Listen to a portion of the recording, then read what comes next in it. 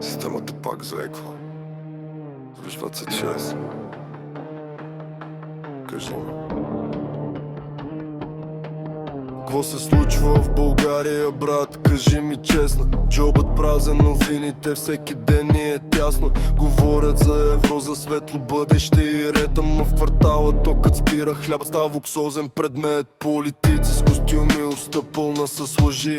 Ние броим стотинките, броят си миражи. Обещават стабилност, ама клатят ни света.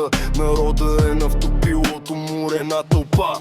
Какво се случва в България? Кой дърпа конец за евро в джоба, ама пак не стига до края на месец. Системата ни мачка, брат, бавно и без шум. Ние още сме живи, той ме е най-големият проблем. Бум!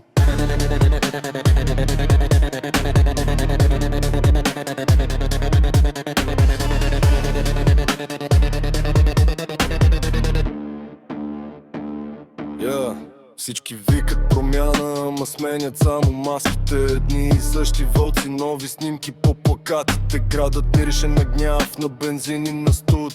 Децата растат със страх, не с мечти за полет нагоре. А с труд еврото идва като спасител на бял кон. Ама сметките скачат като другиран бизон. Работиш като роб, спиш като труп, а шефът ти качва снимки от Майами. What the f***, другари от труп. Какво се случва в България? Кой дърпа конец за евро в джоба, ама пак не стига до края на месец. Системата ни мачка, брат, бавно и без шум. Ние още сме живи, това ме е най-големият проблем. Бум!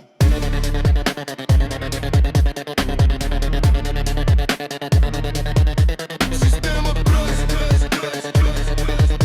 народ уморен, истина заредена, бас активиран. Не съм политик, аз съм глас от асфалта с микрофон вместо нож. Режа лъжата на парчета, няма да мълча докато ни продават на части. Държавата не е фирма, ние не сме им активи. От блоковете парламента един и същ тут. Разликата е, че те градата ние плащаме с труд. Но още дишаме, още стискаме зъби. България е рана, която отказва да умре, брат, чуваш ли?